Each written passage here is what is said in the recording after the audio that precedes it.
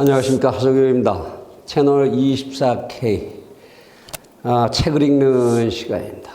자스티스, 정의란 무엇인가. 교재상으로는 제7강입니다. 소수 집단에 대한 우대 정책, 거기에는 어떤 논쟁들이 숨어 있는가.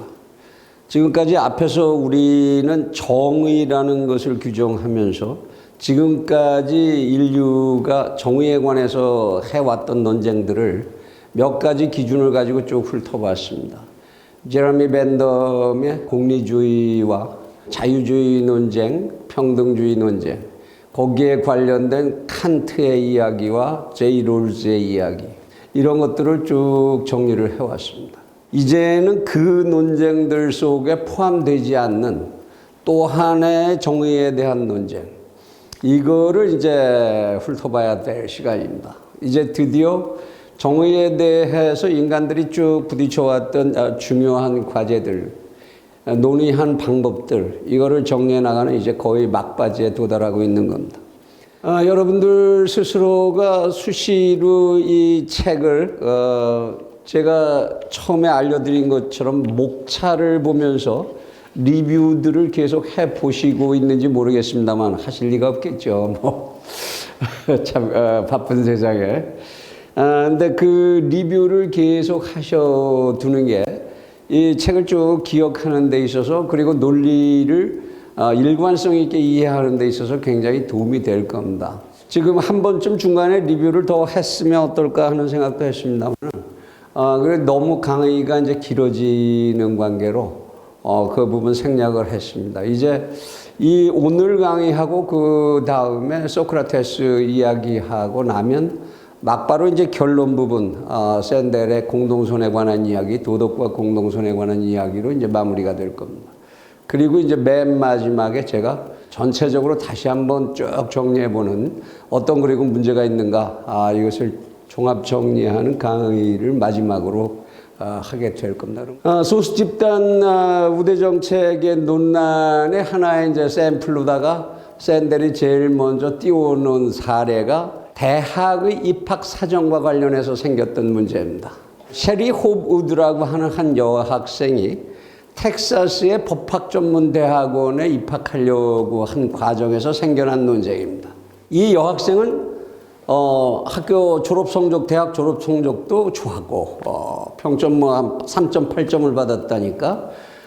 그리고 이제 나머지 조건들도 다 우수했는데, 성적이라는 측면에서는, 또는 이제 요새 우리들이 그 대학 들어갈 때 중요시하는 스펙도 이제 좋았던 이런 학생인데, 이 학생이 떨어져 버렸어요. 그러니까 이 학생이 이제 억울하다 이러고 이의를 제기를 했습니다. 법원에서 이제 판결을 받았죠.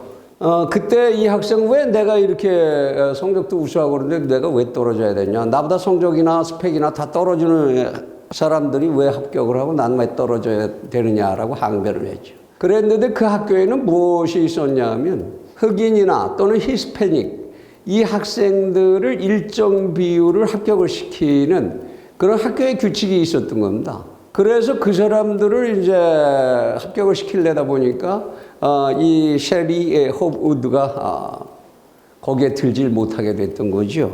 이거는 부당하다. 셰리 홉우드는 당연히 그렇게 주장을 했고, 학교 측에서는 뭐라고 그랬느냐.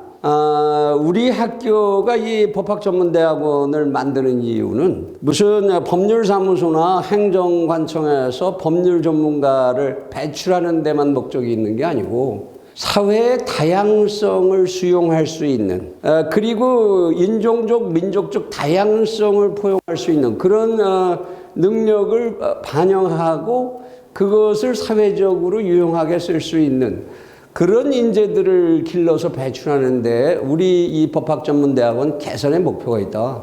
그렇기 때문에 우리는 그런 제도를 운영해야 하고, 당신은 그러한 관계로 그 안에 들질 못했던 거다라고 항변을 했고, 법원은 그의 편을 대학의 편을 들어주었죠. 우리나라에도 이런 제도는 많이 있죠.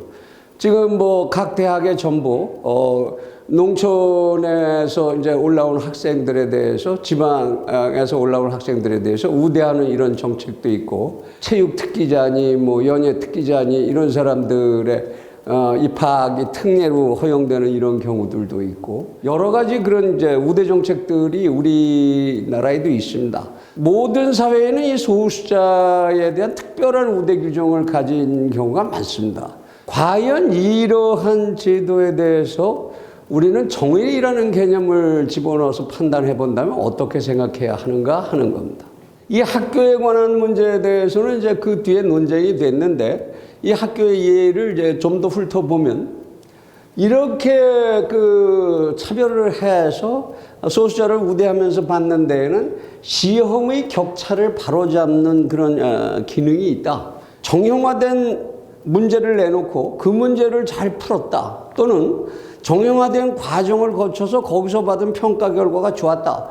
그것만 가지고 한 사람의 능력, 대학이 길러내고자 하는 목표에 맞는 한 사람의 능력을 평가하기는 곤란하다. 그래서 그 격차를 바로잡기 위한 일정한 이제 특례 규정들이 필요해진다라는 얘기가 이제 성립하고요. 또 하나는 과거의 잘못을 보상하는 의미도 있다.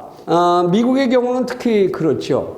과거의 흑인에 대한 이제 인종차별이라든지, 또는 히스패닉에 대한 차별이라든지, 뭐 이랬던 과거의 역사 때문에 오늘 부당한 위치에 놓인 사람들, 그 사람들에게 대해서는 일정한 보상을 할 필요가 있다라는 이제 논리가 성립한다. 이런 얘기입니다. 또 하나, 사회가 이제 점점점 복잡다기화하면서 사회적으로 다양성이 증가하고 있다라는 얘기입니다. 지금 우리 교육에서도 그런 경향을 보입니다만은 무엇 하나만 잘해서는 살기 힘든 사회. 그래서 전인격적인, 전능력적인 인간을 길러야 한다. 뭐 이런 얘기들이 나오고 있죠, 그죠? 그냥 노래만 잘해서도 안 되고, 뭐 시험만 잘 봐서도 안 되고, 창의력은 뛰어난데 뭐 다른 특별한 재주를 보여주는 게 없다든지 이래서는 안 된다. 사회적 다양성을 수용할 수 있는 그런 사람들, 그런 인재들을 길러낼 필요가 있다. 그런 요구도 사회적으로 이제 증대하고 있다라는 거죠. 만일 그거를 한 사람을 이렇게 전인격적으로, 전능력적으로 기를 수 없다면 하나의 조직 내에서 각 분야의 인재들을 다양하게 길러낼 필요가 있다. 이런 얘기입니다. 여기에 대해서 이 얘기들을 전부 종합해서 이제 셰리 홉 우드라고 하는 이 여학생의 불만을 논리적으로 반박한 로널드 드워킨이라고 하는 학자가 한 얘기가 있습니다.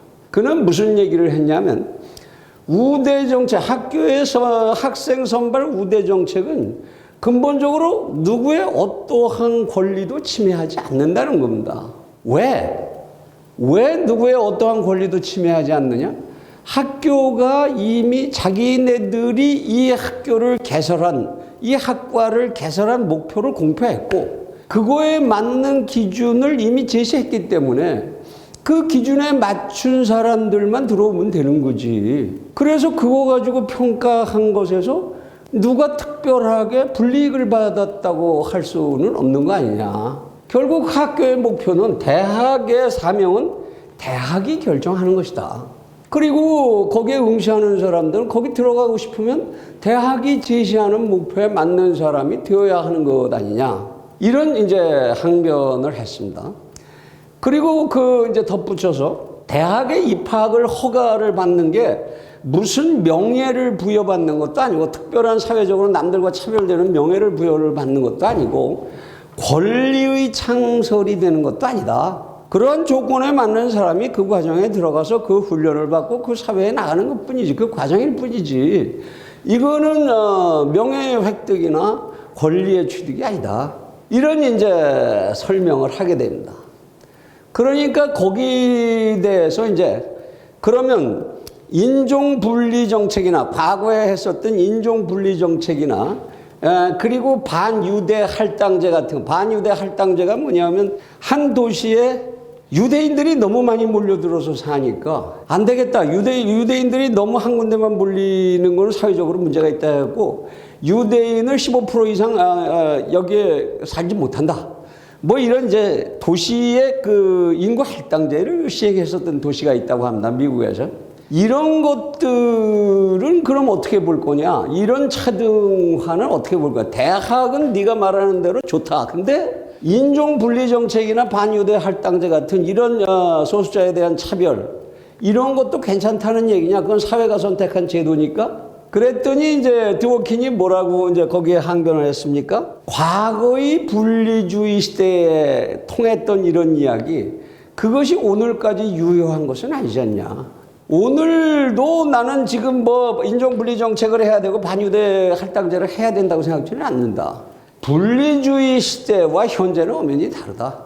그거를 지금 끄집어내서 그것 때문에 무슨 학교에 이런 차별 이해 안 된다 뭐 이런 얘기하면 그건 곤란하다. 그렇게 이제 얘기를 하죠. 현재는 이제 다양화의 시대다.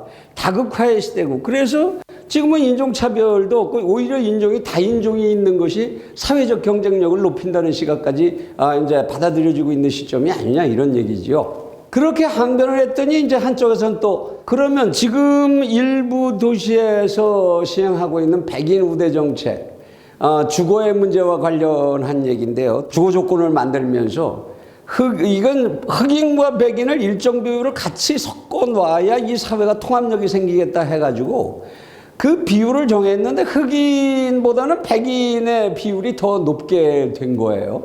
이렇게 되는 백인 우대 정책, 이런 것들도 그럼 괜찮다는 얘기냐? 참 대답하기 참 어려운 이제 문제가 계속되는데 거기에 대해서 결국 이 드워킨은 뭐라고 얘기해요?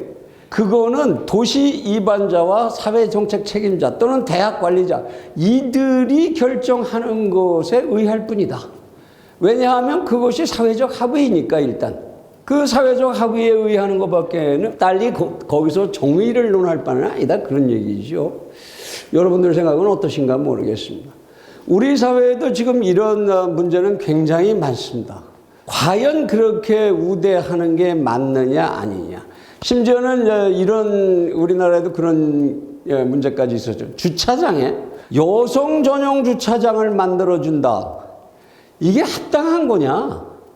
이런 논쟁들이 있었죠. 여러분들은 어떻게 생각하시나 모르겠는데 이런 문제를 정의론에서는 어떻게 평가해야 되느냐? 어떻게 하는 게 옳은 거냐? 결론 내기 쉽지 않은 문제죠. 사실 정의론이라는 얘기 가지고 이 문제들을 다 해결할 수는 없습니다. 그래 이제 결국 우리는 이런 또 하나의 질문에 봉착하게 됩니다. 정의라는 것은 도덕적 규범, 이것과는 별개의 것이냐? 도덕적, 여기서 말하는 도덕적이라는 것은 가질 만한 권리를 가질 만한 사람이 갖는 것. 이것을 도덕이라고 했을 때 그것과 정의라는 기준, 제이 롤즈가 얘기하는 정의라든지 말하자면 무지의 장막을 가려놓고 뒤에서 생각하는 미니맥스 이론에 입각한 정의라든지 또는 이제 칸트가 이야기한 정언명령에 의한 정의의 개념이라든지 이런 것들하고 현실적으로 이야기되는 그만한 분배를 받을 자격이 있는 사람이 그만한 분배를 받아야 한다라는 그러한 도덕적 자격과 이 정의로는 분리되는 거냐. 여기서 말하자면 셰리 호브드는 나는 가질 자격이 있었다. 난 입학 허가를 받을 자격이 있었다. 그런데 그 입학 자격이라는 것이 이렇게 다른 이런 기준들에 의해서 다른 정의의 개념으로 이해가 된다면 부당한 거 아니냐.